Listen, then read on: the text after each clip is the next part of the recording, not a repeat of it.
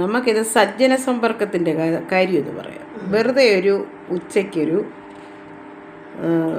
സംസാരം പറഞ്ഞു. സജ്ജന സമ്പർക്കത്തെക്കുറിച്ച് എന്താണ് അഭിപ്രായം? അമ്മയെ നമുക്ക് വിശ്രമവേളയിൽ സംസാരിക്കാം. അതെ അമ്മ, ഈ സജ്ജന സമ്പർക്കം എന്ന് പറഞ്ഞാൽ എങ്ങനെയായിരിക്കണം? നല്ല ആൾക്കാർ, ഈശ്വര വിശ്വാസമുള്ള ആൾക്കാരുമായിട്ട് സഹകരിക്കുക, നല്ല നല്ല പ്രവൃത്തി ചെയ്യുന്നവരെ നമ്മൾ മനസ്സിലാക്കുക, പിന്നെ നല്ല അമ്പലങ്ങളിൽ, ഗുരുമന്ദിരങ്ങളിൽ, അതുപോലെ ഈശ്വര വിശ്വാസം ഉണ്ടാകുന്ന സ്ഥലങ്ങളിൽ നമ്മൾ പിന്നെ പോയിരിക്കുക, അവരുമായിട്ട് സംസാരിക്കുക. അപ്പം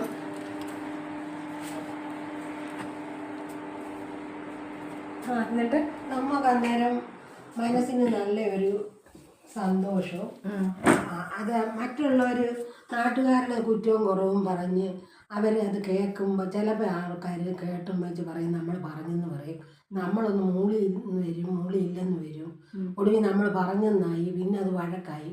ഇതിനൊന്നും 4 പേര് കൂടുന്നിടത്ത്, നല്ല ആൾക്കാർ കൂടുന്നിടത്ത് കൂടിയിരുന്നാൽ ഇങ്ങനെയൊക്കെയുള്ള സംഭവങ്ങൾ ഉണ്ടാകത്തില്ല.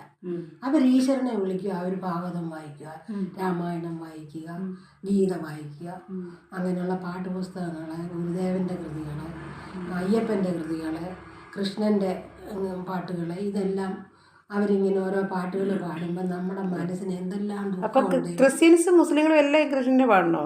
അവരുടെ അത് ഖുർആൻ അറിയാവുന്നവരെല്ലാം, അത് ഇഷ്ടപ്പെടുന്നവരുണ്ട്, ഇഷ്ടപ്പെടാത്തവർ. അത് അവർക്കേ അറിയത്തുള്ളൂ ആ ഖുർആൻ വായിക്കാൻ, നമുക്കാർക്കും അറിയത്തില്ല. അല്ല, അതമ്മയുടെ തെറ്റിദ്ധാരണയാണ്.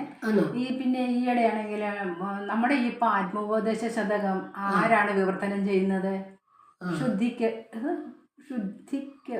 സിദ്ധിക്കോ അതാണ്ട് പറഞ്ഞ ഒരു മുസൽമാനാണല്ലോ. നമ്മുടെ കൂട്ടത്തിലുള്ള സന്യാസിനിമാർ പോലും ഇത്രയും ഭംഗിയായിട്ട് വിവർത്തനം ചെയ്യത്തില്ല, മനസ്സിലായോ?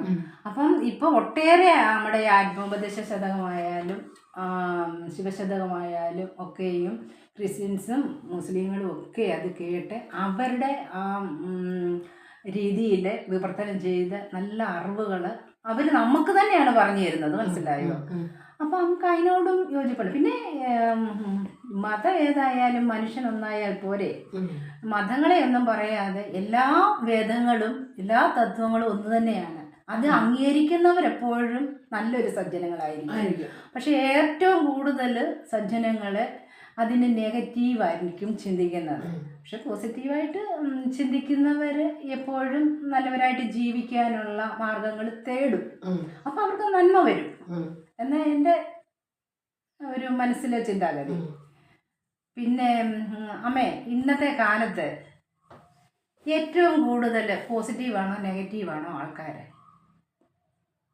കൂടുതലും അധർമ്മത്തിൽ മുഴുകിയിരിക്കുന്ന ആൾക്കാർ ഒരു 75% 25% ആൾക്കാരെ ഇപ്പം നല്ലതായിട്ട് ജീവിക്കുന്നുള്ളൂ. അപ്പോൾ അവരെ ഈ 25% ആൾക്കാരെ പാരായണങ്ങൾ ചെയ്യുകയും നല്ല നല്ല പ്രസംഗങ്ങൾ നടത്തുകയൊക്കെ ചെയ്യുമ്പോൾ ഈ 75%-ൽ ഒരാൾ ഇത് ശ്രദ്ധിച്ച് അവർ നന്നായാൽ അത് അത്രയും നല്ല കാര്യം. എന്നെ സംബന്ധിച്ചൊക്കെ പറയുവാണെങ്കിൽ ഇന്നത്തെ കാലത്ത് ഒരുപാട് പുരോഗമനങ്ങൾ ഉണ്ടാകണമെങ്കിൽ ആത്മീയതലത്തിൽ വന്നെങ്കിലേ പറ്റത്തുള്ളൂ എന്നാണ് എനിക്ക് തോന്നുന്നത്. അതാണ് ഞാൻ പറഞ്ഞത്. കാരണം എന്നാന്ന് വെച്ചാൽ ഇന്ന് നടക്കുന്ന ഒരു പണ്ടത്തെ പോലൊക്കെ നല്ല കൂട്ടുകാരെ കിട്ടുമോ? ഇന്നത്തെ കാലഘട്ടത്തിലെ കൂട്ടുകാരെന്ന് പറഞ്ഞു കഴിഞ്ഞാൽ അവർ പിന്നെ ഈ കൂടുതലും എന്തുവാന്ന് വെച്ചാൽ ഈ സാമ്പത്തികത്തെ മോഹിക്കുന്നവരായിരിക്കും ഏറ്റവും കൂടുതൽ. അപ്പം അങ്ങനെ വരുമ്പോൾ നല്ലൊരു ഫ്രണ്ട്സ് ഉണ്ടാകുമെന്ന് പറഞ്ഞാൽ വളരെ കുറച്ച്, അതായത് 100-ൽ ഒരു 5 പേരെ എടുത്താൽ മാത്രമേ കിട്ടത്തുള്ളൂ. പക്ഷെ ചിലരുടെയൊക്കെ കാര്യം എങ്ങനെയാണെന്ന് ചോദിച്ചാൽ, സ്നേഹമാണെങ്കിൽ സ്നേഹം അല്പം നേരത്തേക്ക് മാത്രം. അപ്പം സ്നേഹിച്ചങ്ങോട്ട് ഒരല്പം നേരം കൊണ്ട് കഴിഞ്ഞ് ഇവരെന്താ ചെയ്യുന്നതെന്ന് അറിയാമോ? നമ്മളിലെ കുറ്റങ്ങൾ കണ്ടുപിടിക്കുക. അപ്പം അങ്ങനെയുള്ള ഈ കാലഘട്ടത്തിൽ നമ്മൾ എന്ത് ചെയ്യണമെന്നറിയാമോ? കൂട്ടുകെട്ടിന് പോകാതിരിക്കുക ഏറ്റവും നല്ലത്. പിന്നെ ഈശ്വരൻ നമുക്ക് വഴി കാണിച്ചു തരുന്ന പോസിറ്റീവ് എനർജിയെ നമുക്ക് കൂട്ടിയിണക്കി കണക്റ്റഡ് ആയിട്ട് തരും. അപ്പം നമുക്ക് തന്നെ അത് ചിന്തിക്കാൻ അറിയാം. ആരായിരിക്കും നല്ലത്, ആരായിരിക്കും അഴുക്ക് എന്നുള്ള ആ ഒരു കാര്യം ഈശ്വരൻ നമുക്ക് കാണിച്ചു തരും. അത് ഈശ്വരൻ നമ്മളെ കാണിച്ചു തരണമെന്നുണ്ടെങ്കിൽ അതെങ്ങനെയായിരിക്കണം? നമ്മൾ ഈശ്വര ഭക്തിയുള്ളവരായിരിക്കണം. നമ്മൾ പാരായണങ്ങളും ഈശ്വര പ്രസംഗങ്ങളെ നല്ല നല്ല കാര്യങ്ങൾ കേട്ട് ഈശ്വര സന്നിധിയിൽ അഭയം പ്രാപിച്ചവർക്ക് മാത്രമേ ഈ ഒരു പോസിറ്റീവ് എനർജി ഈശ്വരൻ കടത്തി വിടത്തുള്ളൂ. മനസ്സിലായോ? പക്ഷെ ഇവരെന്താണെന്ന് അറിയാമോ, നമ്മളോടൊക്കെ കൂട്ടുകൂടിയൊക്കെ വരും. അപ്പം ഇവരോട് നമ്മൾ യോജിക്കത്തില്ല. അതെങ്ങനെയാ? പോസിറ്റീവ് നെഗറ്റീവ് കൂടെ ചേർത്തില്ല. അപ്പൊ ഇവര് നമ്മളിൽ നിന്ന് അങ്ങ് അകലും. എന്തുകൊണ്ട്? അടുക്കുന്നില്ല നമ്മളെ. മനസ്സിലായോ? നമ്മൾ അടുക്കുന്നില്ലല്ലോ ഇവരോട്.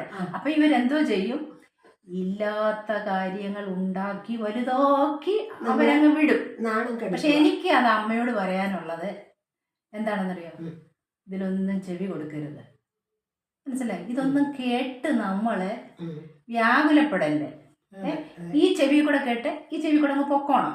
മനസ്സിലായി? ഇതിനെയൊക്കെ അയ്യോ അങ്ങനെയാണോ ഇങ്ങനെയാണോ അവരത് പറഞ്ഞു ഇത് കേട്ടു എന്നെല്ലാം നമ്മൾ ചിന്തിക്കുമ്പോഴാണ് നമ്മളും ആ നെഗറ്റീവ് വന്നതിനോടുകൂടി അങ്ങ് പോവുക. ആ നെഗറ്റീവിലോട്ട് നമ്മൾ പോവുക. അപ്പോൾ നമ്മൾ പോസിറ്റീവായുള്ള കാര്യങ്ങൾ ഈ നെഗറ്റീവ് കൊണ്ടു തരുമ്പോൾ നമ്മൾ പോസിറ്റീവായുള്ള കാര്യങ്ങൾ ചിന്തിക്കണം. അപ്പം നമുക്ക് ഹൈ എനർജി വന്നുകൊണ്ടിരിക്കും. അന്നേരം നമുക്ക് ഈ എനർജികളെ ഇല്ലാതാക്കാൻ കഴിയും. അങ്ങനെ വേണം ചെയ്യാൻ. അതുകൊണ്ട് അയ്യോ എനിക്ക് ആരുമില്ലയോ എന്നൊന്നും തോന്നേണ്ട കാര്യമേ ഇല്ലല്ലോ. അപ്പം നമ്മൾ എന്ത് ചെയ്യണം? ഈശ്വരവിശ്വാസം കൂടുതൽ നമ്മുടെ ഉള്ളിലേക്ക് കടത്തി വിടണം. കടന്നു കഴിയുമ്പോൾ അങ്ങനെയാണോ ജീവിക്കേണ്ടത്? അല്ലാത്ത പക്ഷം വരുമ്പോഴാണ് ഈ മാനസിക സംഘർഷം ഏറെ ഉണ്ടാകുമ്പോൾ ആത്മഹത്യ ചെയ്യണമെന്ന് തോന്നുന്നത്. ശരിയാണ്. അങ്ങനെയാണല്ലോ ഇപ്പോൾ ലോകത്തെല്ലാം നടന്നു വരുന്നത്.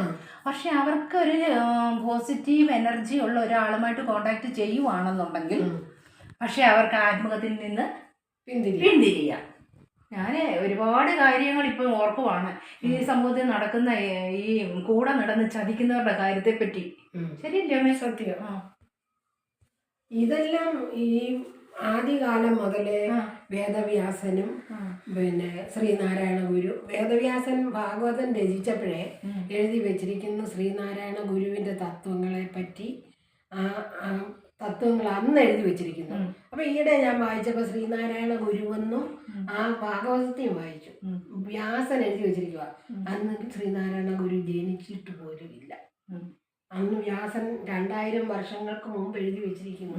ഇങ്ങനെ ഒരാൾ ഇവിടെ അവതരിച്ചിരിക്കുന്നു. ഇപ്പൊ ഇത് നമ്മളത് കുറെ പേര് അംഗീകരിക്കുന്നു. ഇത് അംഗീകരിച്ച് ജീവിക്കുന്നവർക്ക് വലിയ ബുദ്ധിമുട്ടില്ലാതൊക്കെ ഇന്ന് കഴിഞ്ഞുകൂടാ. ഗുരുദേവൻ പറഞ്ഞിരിക്കുന്നു, പിന്നെ നീ കർമ്മം ചെയ്ത് ജീവിക്കുക, അധ്വാനിച്ച് ജീവിക്കുക. അതുകൊണ്ട് യാതൊരു ദോഷവുമില്ല. അപ്പോൾ ഇന്നത്തെ ഒരു സജ്ജന സമ്പർക്കത്തെക്കുറിച്ചുള്ള ഒരു അമ്മയുടെ മകളുടെ സംഭാഷണമായിരുന്നു നമ്മൾ കേട്ടത്.